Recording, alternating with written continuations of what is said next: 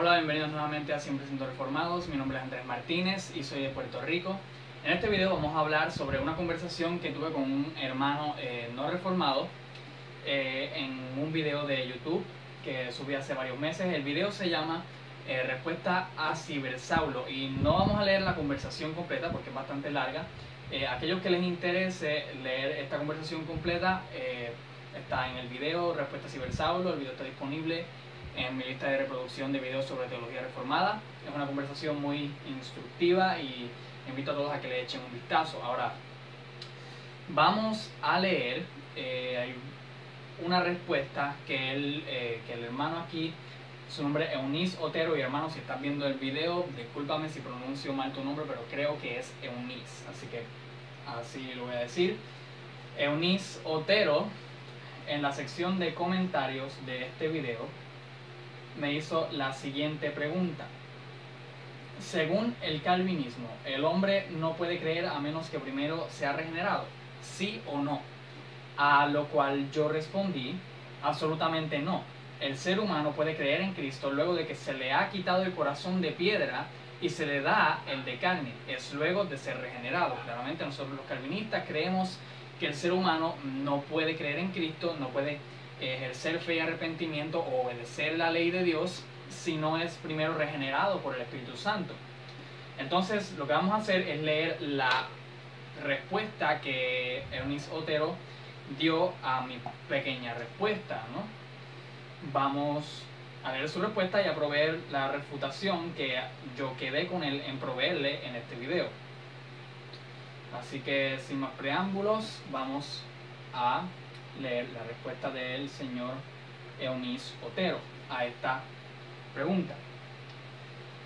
Eunice Otero escribió: el Señor Jesús le dijo a Nicodemo que el que no naciera de nuevo o regeneración ni siquiera vería el cielo, pues el Espíritu es el que da vida, y su obra de regeneración comenzó con la promesa de Joel en los discípulos cuando Jesús se fuera, que vendría el Consolador.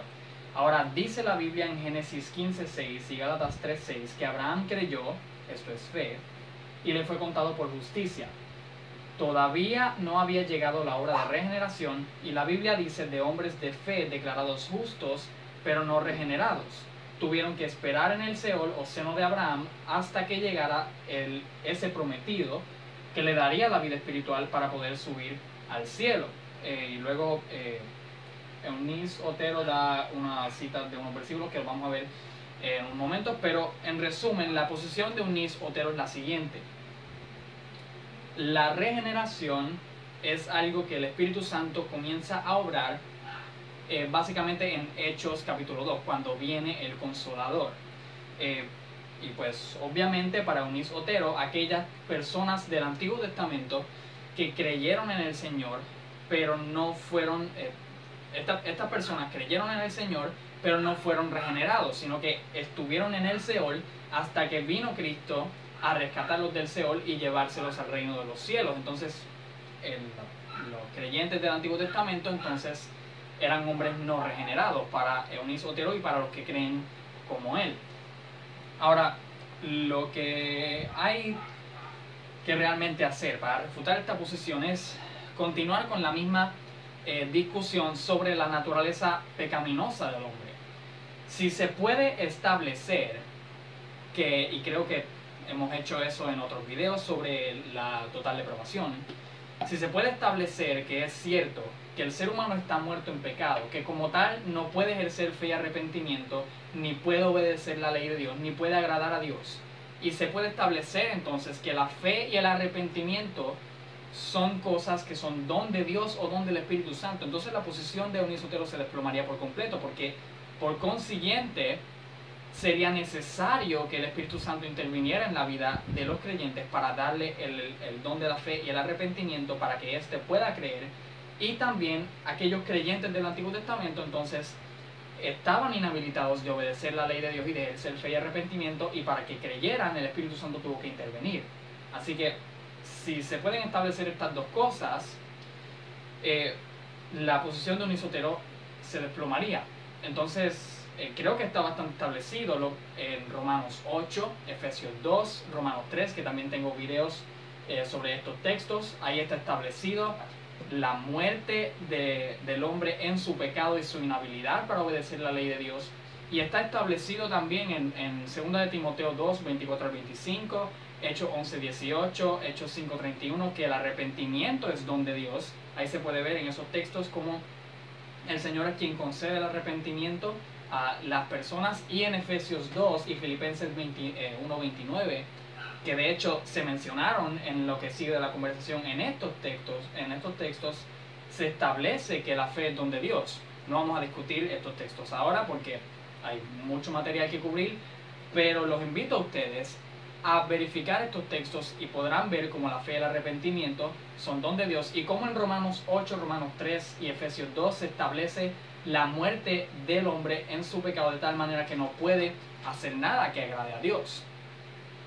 Entonces, si podemos establecer estas cosas, como decía, la posición de Unisotero se desplomaría por completo, pero como él ha pedido que se demuestre en donde el Antiguo Testamento se habla de la regeneración, y él ha provisto algunos textos como refutación o oposición, pues hay que ver esos textos también y hay que proveer explicación. Así que lo primero que haremos es dar un ejemplo de donde la regeneración ese suceso, esa obra del Espíritu Santo o de Dios, en donde Dios mismo es el que da el arrepentimiento. Vamos a dar un ejemplo de eso en el Antiguo Testamento. Vamos a buscar en nuestras Biblias Segunda de Crónicas, capítulo 30, versículos, comenzando en el versículo 1. Segunda de Crónicas, capítulo 30, de la Reina Valera del 60, dice así: envió pues Ezequías por todo Israel y Judá y escribió cartas a Jerusalén, y escribió cartas a Efraín y a Manasés para que viniesen a Jerusalén a la casa de Jehová para celebrar la Pascua a Jehová Dios de Israel. Y el rey había tomado consejo con sus príncipes y con toda la congregación en Jerusalén para celebrar la Pascua en el mes segundo, porque entonces no la podían celebrar por cuanto no había suficientes sacerdotes santificados, ni el pueblo se había reunido en Jerusalén. Esto agradó al rey y a toda la multitud, y determinaron hacer pasar pregón por todo Israel, desde Berseba hasta Dan, para que viniesen a celebrar la Pascua a Jehová Dios de Israel en Jerusalén, porque en mucho tiempo no la habían celebrado al modo que está escrito. Fueron pues correos con cartas de mano del rey y de sus príncipes por todo Israel y Judá, como el rey lo había mandado. Hasta ahora vemos lo que está ocurriendo. Vemos que el rey Ezequías ha mandado unas cartas por todo Israel para que se celebre la Pascua correctamente, porque como dice el versículo 5, en mucho tiempo no la habían celebrado al modo que está escrito, no la habían celebrado correctamente, y Ezequías quiere que se celebre correctamente. Entonces, veamos lo que dice esta carta que mandó Ezequías, comenzando en el versículo 6. La carta decía: hijos de Israel, volveos a Jehová, el Dios de Abraham, de Isaac y de Israel, y él se volverá al remanente que ha quedado de la mano de los reyes de Asiria. No seáis como vuestros padres y como vuestros hermanos, que se rebelaron contra Jehová, el Dios de sus padres, y él los entregó a desolación, como vosotros veis. No endurezcáis pues ahora vuestra cerviz como vuestros padres. Someteos a Jehová y venid a su santuario, el cual él ha santificado para siempre, y servid a Jehová vuestro Dios, y el ardor de su ira se apartará de vosotros, porque si os volviereis a Jehová, vuestros hermanos y vuestros hijos hallarán misericordia delante de los que los tienen cautivos, y volverán a esta tierra, porque Jehová vuestro Dios es clemente y misericordioso, y no apartará de vosotros su rostro si vosotros os volviereis a él. Así que vemos que lo que está mandando el rey Ezequías y Dios por medio del rey Ezequías es que la gente vuelva a lo que está escrito sobre la Pascua, es decir, que vuelva a la palabra de Dios, que se vuelvan al Señor. Dice el versículo 8 incluso que le sirvan al Señor, que le sirvan a Jehová vuestro Dios, y que no endurezcan sus corazones, que no endurezcan sus cerviz. Es decir, Ezequías les manda a que se arrepientan de su pecado, y este pecado era el no celebrar la Pascua como está escrito. Ahora, debemos entender, y creo que está bastante claro ya, para nosotros los reformados, en la regeneración, el Espíritu Santo da el arrepentimiento y la fe como don gratuito al pecador para que éste pueda ejercer esa fe y el arrepentimiento. En la regeneración, el Espíritu Santo le da al pecador el arrepentimiento. Entonces, veamos lo que ocurre luego, comenzando en el versículo 10. Pasaron pues los correos de ciudad en ciudad por la tierra de Efraín y Manasés hasta Zabulón, mas se reían y burlaban de ellos. Habían personas en Israel que se estaban burlando de lo que Ezequías mandó en su carta. ¿Y qué mandaba Ezequías en su carta? Como dijimos, arrepentirse de su pecado, volverse a Jehová, volver a lo que está escrito, servirle a Jehová. En resumen, arrepentimiento. Y miren lo que dice luego. Con todo eso, es decir, aunque había personas burlándose, algunos hombres de Aser, de Manasés y de Zabulón se humillaron y vinieron a Jerusalén. Y cualquier no reformado podría decir, ¿ves? Ellos se humillaron, así que si se humillaron, tienen la capacidad de hacerlo. Pero no es lo que dice el texto si leemos un poco más adelante. Dice el versículo 12, en Judá también, y esa palabra es clave, en Judá también estuvo la mano de Dios para darles un solo corazón para cumplir el mensaje del rey y de los príncipes conforme a la palabra de Jehová. O sea que, ¿qué pasó en Judá? La mano de Dios estuvo para darles un solo corazón. Pero dice que en Judá también estuvo la mano de Dios. Eso quiere decir que en Judá la mano de Dios estuvo para darles un solo corazón, al igual que lo estuvo en Aser, en Manasés y en Zabulón. O sea que todas las personas que se humillaron de Aser, de Manasés, de Zabulón y de Judá, se humillaron porque fue Jehová quien les dio un solo corazón para que se humillaran. Esa humillación de parte de ellos, ese deseo de humillarse no salió de ellos, sino que salió de la mano de Jehová que estaba con ellos. Así que vemos como en el Antiguo Testamento incluso el Espíritu Santo, o Dios, porque somos trinitarios, creemos que el Espíritu Santo es Dios, vemos como el Espíritu Santo obra en las personas para darles arrepentimiento. ¿Y que dijimos que creemos nosotros de la regeneración? Ahí es cuando el Espíritu da arrepentimiento.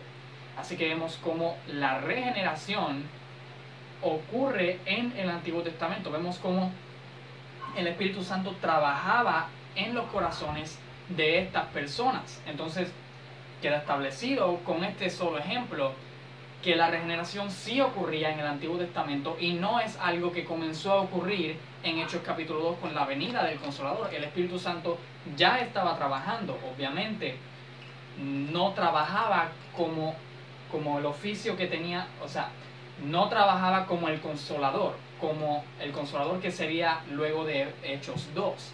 Pero el Espíritu Santo no podemos negar que sí estaba trabajando en la vida de las personas en el Antiguo Testamento. Así que con este ejemplo queda establecido que la regeneración sí ocurría en el Antiguo Testamento. Y vamos a ver otro detalle importante, un texto que yo me imagino que todo no reformado que debate con los reformados, este texto lo tiene que haber citado en algún momento. El texto del Deuteronomio 30, del versículo 15 al 19, pero específicamente el versículo 19. El versículo 19 de Deuteronomio capítulo 30 dice: a los cielos y a la tierra llamo por testigos hoy contra vosotros que os he puesto delante la vida y la muerte, la bendición y la maldición. Escoge pues la vida para que vivas tú y tu descendencia. Cualquier no reformado diría, ves, ahí dice escoge, si el Señor te manda a escoger, eso quiere decir que puedes hacerlo, tienes la capacidad, existe el libre albedrío, el calvinismo es completamente falso. Pero de esto lo digo con un poco de sarcasmo, los que utilizan este argumento se han olvidado de que antes de Deuteronomio 30 va Deuteronomio 29. Y en Deuteronomio 29, en los versículos 2 al 4, vamos a leerlos. Dice: Moisés pues llamó a todo Israel y les dijo: vosotros habéis visto todo lo que Jehová ha hecho delante de vuestros ojos en la tierra de Egipto, a Faraón y a todos sus siervos y a toda su tierra, las grandes pruebas que vieron vuestros ojos, las señales y las grandes maravillas. Es decir, Israel tenía muchos ejemplos de Dios trabajando a su favor para poder escoger la vida. Israel tenía muchas cosas a las cuales mirar para poder decir llegar a la conclusión de que el Señor es la única opción, no es lo mejor, es lo único que pueden escoger. Tenían muchas cosas a las cuales mirar como ejemplo, pero ¿qué dice el versículo 4?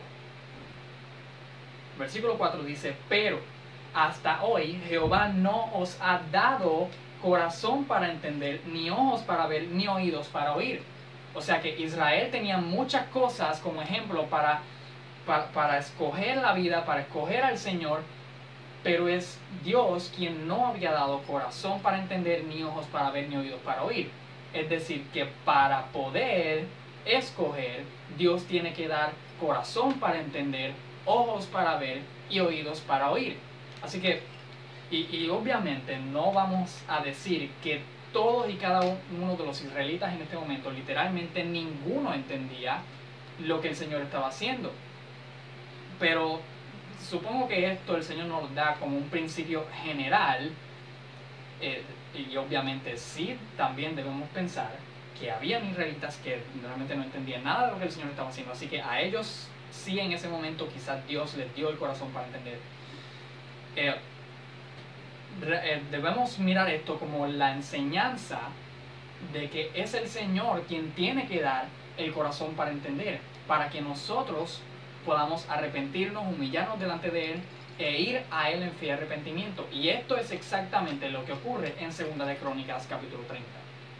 El Señor es quien dio el corazón a estas personas para entender. Así que la regeneración, cuando el Señor da un corazón de carne y quita el de piedra, da ese nuevo corazón para que tú puedas entender a Dios y entender las cosas espirituales.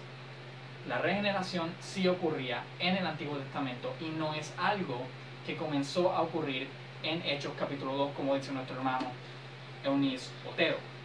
Así que Eunice Otero luego cita Hebreos capítulo 11 y dice: por la fe, Hebreos capítulo 11 versículos 4 al 5, por la fe Abel ofreció a Dios más excelente sacrificio que Caín, por lo cual alcanzó testimonio de que era justo, por la fe Enoc fue traspuesto para no ver muerte, etcétera, etcétera, etcétera. Eso es lo que escribió Eunice Otero. En un momento de la conversación, él me preguntó que cómo estos creyentes del Antiguo Testamento, hablando de los creyentes mencionados en Hebreos 11, que son del Antiguo Testamento, cómo ellos llegaron a la fe. Sencillamente lo que yo respondí fue de la misma manera que nosotros llegamos a la fe. Si el Nuevo Testamento y todo el Antiguo Testamento también establece que la fe y el arrepentimiento son dones de Dios, pues entonces aquellos del Antiguo Testamento, para quienes era necesario la regeneración también, pues ellos llegaron a tener fe porque la fe se les dio como don divino de Dios. Llegaron a la fe igual que nosotros llegamos hoy día, por gracia, porque es don de Dios, porque es Dios quien da esa fe. Y luego también el hermano Eunice Otero utilizó Juan capítulo 3, aunque creo que podemos ver Juan capítulo 3 más adelante. Pero hay un detalle importante dos detalles importantes de Juan capítulo 3. Si vamos a Juan capítulo 3, donde la conversación de Jesús con Nicodemo, se habla de nacer de nuevo, del nuevo nacimiento. Veamos desde el versículo 1. Había un hombre de los fariseos que se llamaba Nicodemo, un principal entre los judíos. Este vino a Jesús de noche y le dijo: Rabí, sabemos que has venido de Dios como maestro, porque nadie puede hacer estas señales que tú haces, si no está Dios con él. Respondió Jesús y le dijo: de cierto te digo, que el que no naciere de nuevo no puede ver el reino de Dios. Nicodemo le dijo: ¿cómo puede un hombre nacer siendo viejo? ¿Puede acaso entrar por segunda vez en el vientre de su madre y nacer? Respondió Jesús: de cierto te digo, que el que no naciere de agua y del Espíritu no puede entrar en el reino de Dios. Y aquí es que está el detalle importante, en el versículo 6. Lo que es nacido de la carne, carne es, y lo que es nacido del Espíritu, Espíritu es. Según verifiqué en el texto original griego de Juan 3:6, cuando dice las dos veces que dice lo que es nacido de carne y lo que es nacido del Espíritu, ese verbo es nacido está conjugado como un participio perfecto pasivo. Y ya mismo vamos a hablar en un momento de qué es un verbo en tiempo perfecto, pero para decirlo aquí rápido, esto quiere decir, el verbo es nacido, es un participio perfecto pasivo. Esto quiere decir que se debe traducir de la siguiente forma: lo que es nacido de la carne ha sido hecho nacer de la carne, y lo que es nacido del Espíritu ha sido hecho nacer del Espíritu. Así que lo que quiere decir esto es, Jesús está dándole un ejemplo, una enseñanza a Nicodemo con el ejemplo de lo que es nacido de carne, carne, lo que es nacido del Espíritu, Espíritu es, pero lo que realmente dice en el texto griego es lo que ha sido hecho nacer de carne, carne es lo que ha sido hecho nacer del Espíritu. O sea que Jesús se está refiriendo a cosas que ya han sido hechas nacer del Espíritu. Entonces, ¿cómo Jesús podría dar un ejemplo como este si la regeneración, el nuevo nacimiento, no había comenzado todavía? Jesús no hubiera podido dar este ejemplo claramente. Así que para Jesús la regeneración sí había ocurrido ya en otras cosas, o más específicamente en personas que ya habían sido hechas nacer del Espíritu. Y otro detalle importante es que Nicodemo luego le pregunta, porque no entiende lo que Jesús quiere decir, le pregunta ¿cómo puede hacerse esto? Y responde Jesús en el versículo 10, noten la respuesta: ¿eres tú maestro de Israel y no sabes esto? O sea que Jesús asumía que si Nicodemo era maestro de Israel, él debía saber qué era el nuevo nacimiento, qué era la regeneración. ¿Por qué? Porque en la palabra de Dios que estaba disponible para Nicodemo, la regeneración era enseñada en el Antiguo Testamento. Así que si decimos que la regeneración no era enseñada en el Antiguo Testamento, estamos contradiciendo a Jesús directamente. Así que, ya que hablamos de esta primera respuesta, quiero que veamos un texto. Esto es Primera de Juan, capítulo 5, versículo 1. Aquí es que vamos a hablar de los verbos en tiempo perfecto. Primera de Juan, capítulo 1, versículo... Primera de Juan, capítulo 5, versículo 1, dice: todo aquel que cree que Jesús es el Cristo es nacido de Dios. Esa es la primera parte del versículo. Ahora, la parte donde dice es nacido de Dios, ese verbo es nacido, en griego es el verbo genao, y este verbo está en tiempo perfecto. Un verbo en tiempo perfecto comunica que una acción ya ha sido completada en el pasado. Vamos a dar un ejemplo. Si decimos que todos, una oración en español, todos los que están en la universidad se han graduado de la escuela superior, lógicamente el verbo graduarse está conjugado en tiempo perfecto, se han graduado. Y esto quiere decir que los que están en la universidad ya se han graduado de la escuela superior antes de estar en la universidad. Eso es lo que quiere decir esa oración en español. Pues el verbo genao está conjugado en el griego en tiempo perfecto, entonces la manera correcta de traducirlo y el sentido correcto que se le debe dar, se puede traducir en presente: es nacido de Dios, siempre y cuando le demos el significado original del texto griego. Y lo que quería decir originalmente en el texto griego es: todo aquel que cree que Jesús es el Cristo ha nacido de Dios. O sea que ha nacido de Dios antes de creer que Jesús es el Cristo. Es decir, el nuevo nacimiento va antes de creer que Jesús es el Cristo. La regeneración va antes que la fe, según el apóstol Juan. Así que realmente no veo un argumento que se pueda hacer en contra de esto, pero se lo dejamos a Eunice Otero y a todos aquellos que compartan su posición. Ahora vamos a ver algunos versículos que el hermano aquí, Eunice Otero, nos citó. El primer versículo es Efesios 1, versículo 13. Eunice Otero me dio estos versículos porque dijo que aquellos que creyeran igual que él probablemente iban a citarme estos versículos. Así que vamos a hablar de ellos también. Denme un momento. Efesios 1, versículo 13. Vamos a leerlo como él lo escribió. Efesios 1:13, en Él también vosotros, habiendo oído la palabra de verdad, el evangelio de vuestra salvación, y habiendo creído en Él, fuisteis sellados con el Espíritu Santo de la promesa. Y luego él comenta, fe y luego regeneración. El argumento es que pues ser sellado con el Espíritu Santo es la regeneración, y pues antes de eso dice que ellos creyeron en Él y luego fueron sellados. El problema aquí obviamente es que Eunice Otero está confundiendo la obra de Dios de sellar con el Espíritu Santo, la está confundiendo con la obra de regeneración que hace el Espíritu Santo. El ser sellado con el Espíritu Santo y ser regenerado por el Espíritu Santo no es lo mismo. Y creo que puede ser sencillamente demostrado por el simple hecho de que la palabra regeneración, que aparece una vez en la Biblia, esto es en Tito capítulo 3, versículo 5, la palabra griega es paligenesia. Esta palabra significa nacer de nuevo, literalmente, ser renacido, regenerado. Ahora, la palabra griega aquí en Efesios 1:13 para sellados es el verbo sfragizo. Este verbo no tiene nada que ver con un nuevo nacimiento, con un lavamiento del Espíritu Santo, con un cambio de actitud o con un recibimiento de un corazón nuevo, que eso sí es la regeneración. La palabra sellar aquí no tiene nada que ver con la regeneración, con un nuevo nacimiento. El significado de las dos palabras es completamente distinto. El ser sellado con el Espíritu Santo no tiene que ver con regeneración y tampoco puede ser demostrado contextualmente en este pasaje.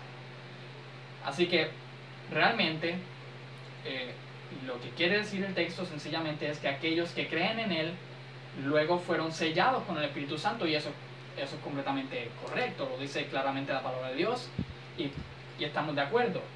Primero somos regenerados, luego creemos y luego somos sellados con el Espíritu Santo. No es la misma obra. También, bueno, ya miramos el texto de Juan capítulo 3, pero bueno, Eunice Otero puso algunos versículos de Juan capítulo 3, puso el versículo 5 de nuevo, el 9, el versículo 14, pero el argumento está en el versículo 14, cuando dice, y como Moisés levantó la serpiente en el desierto, así es necesario que el Hijo del Hombre sea levantado, para que todo aquel que en él cree no se pierda, mas tenga vida eterna. Y el argumento es que pues claramente vemos que el que cree es el que tiene vida eterna, y nosotros decimos que en la regeneración el pecador obtiene vida de parte del Espíritu Santo. Ahora, lo que ocurre aquí es que Eunice Otero tiene un mal entendimiento de nuestra enseñanza sobre la muerte espiritual del pecador y la vida que recibe al ser resucitado espiritualmente. Por ejemplo, en Efesios 2 vemos que Pablo habla de que las personas, de que nosotros antes estábamos muertos en pecado, y él da la descripción de que es muerto en pecado en los versículos 2 y 3. Pero luego en los versículos 4 y 5 él habla de que aún estando nosotros muertos en pecado, nos dio vida. Nosotros estábamos muertos espiritualmente, pero él nos dio vida luego. ¿Qué quiere decir esto? Que esa vida que él nos da en Efesios 2 no es la vida eterna per se, porque la vida eterna claramente se obtiene a través de la fe, como dice bien Juan 3:14. La vida que se obtiene en Efesios 2:5 es una vida espiritual. El concepto de esa vida es una resucitación. El ser humano está muerto en pecado y el Espíritu Santo le da vida, o sea, lo resucita. Así que no es exactamente, realmente no es el mismo, por decirlo así, no es el mismo tipo de vida. Una vida es una vida espiritual que da el Espíritu Santo en la regeneración al que está muerto en pecado. Ahora, la vida eterna es la vida que se recibe cuando crees como Jesucristo en tu Señor y Salvador y eres justificado por Dios, y entonces puedes entrar al reino de los cielos. No es lo mismo la vida eterna y la vida espiritual que es concedida al pecador muerto por el Espíritu Santo. Otros textos que hoy el ministerio proveyó son Juan 7:39. Esto dijo del Espíritu que habían de recibir los que creyesen en Él, pues aún no había venido el Espíritu Santo, porque Jesús no había sido aún glorificado. Hechos 19, versículo 2, les dijo, recibisteis el Espíritu Santo cuando creísteis, y ellos le dijeron, ni siquiera hemos oído ese Espíritu Santo. Y Gálatas 3, versículo 2, esto solo quiero saber de vosotros, ¿recibisteis el Espíritu por las obras de la ley o por el oír con fe? Claramente el problema es similar al problema con Efesios 1:13. Aquí Eunisotero está viendo el recibimiento del Espíritu como regeneración, y tampoco es lo mismo. El recibir el Espíritu Santo es cuando el Espíritu Santo viene a hacer morada, y no tiene que ver con la regeneración, porque la regeneración, podemos leer para esto Tito capítulo 3, tiene que ver con un lavamiento del pecador, del muerto en pecado, del hombre muerto en pecado. La regeneración tiene que ver con un lavamiento, con un cambio de actitud de este pecador, con una renovación. Y el recibimiento del Espíritu no tiene que ver con ser renovado o lavado o cambiado o regenerado. Y aún más, el recibimiento del Espíritu también tiene que ver con recibir los dones del Espíritu. Eso sí que no tiene que ver con regeneración. Porque, por ejemplo, si leemos Joel capítulo 2, versículos 28 al 29, que es la profecía que se cumple en Hechos capítulo 2. Estos versículos dicen lo siguiente: y después de esto derramaré mi espíritu sobre toda carne, y profetizarán vuestros hijos y vuestras hijas, vuestros ancianos soñarán sueños, y vuestros jóvenes verán visiones, y también sobre los siervos y sobre las siervas derramaré mi espíritu en aquellos días. O sea que el derramamiento del espíritu en el creyente, ese recibimiento del espíritu que tiene el creyente, esa morada que va a hacer el Espíritu Santo en el creyente, no tiene que ver con un lavamiento del pecado, o un lavamiento, no tiene que ver con el nuevo nacimiento de este pecador. Tiene que ver con el Espíritu Santo viniendo a llenar al creyente de su presencia, y también a darle dones, los dones del Espíritu. Así que claramente Eunisotero está confundiendo el recibimiento del Espíritu con la regeneración, y una cosa no tiene que ver con la otra. Y un último texto, San Juan capítulo 10, capítulo 16, versículos 7 al 8. Realmente no entiendo el argumento de realmente. Eunisotero comenta lo siguiente sobre este texto: el Espíritu no viene al mundo a dar regeneración o vida, sino a convencerle para que crean, pues el pecado justamente es que no creen en Jesús, y los que ya creen le da vida nueva. Realmente no sé qué decir sobre este comentario de Eunisotero. Realmente si crees que el Espíritu Santo no viene a dar vida al mundo, no sé en qué Espíritu Santo realmente estás creyendo, porque claramente no sé cómo puedes negar algo así. Y de paso, si vemos el texto, dice que el Espíritu Santo convencerá al mundo de pecado. Podemos añadir aquí que la palabra mundo ahí tampoco significa todas y cada una de las personas del mundo, porque si el Espíritu Santo convence a todo el mundo de pecado, entonces todos creerían en Cristo, todos serían salvos, el universalismo sería cierto. Pero no creo que Eunisotero comparta ese tipo de teología. Y si no todos son salvos, pero aún así el Espíritu Santo vino a convencer a todas y cada una de las personas, pues el Espíritu Santo estaría haciendo un muy mal trabajo convenciendo personas, porque quiere decir que vino a convencerlos a todos, pero hay algunos que no ha podido convencer. Así que argumentos sobre este texto realmente no lo encuentro. Así que creo que eso es todo. Sí, porque quedé con Eunisotero de responder los comentarios sobre la regeneración. También hay unos comentarios que él hizo sobre Romanos 8:29, pero creo que sería mejor verlos en otro video, ya que este video es bastante largo. Haré un video pronto sobre la elección incondicional en Romanos 8, y quizá refute sus argumentos en ese video. Así que Eunisotero y todos aquellos que han visto este video, espero que haya sido de bendición, de utilidad para ustedes, que haya sido instructivo, y si tienen el tiempo y el interés, echen un vistazo a la conversación completa que tuve con Eunisotero en este video. Es muy instructiva, van a aprender muchas cosas y va a ser de bendición para ustedes, eso se los aseguro. Así que muchas gracias por ver este video, que Dios les bendiga.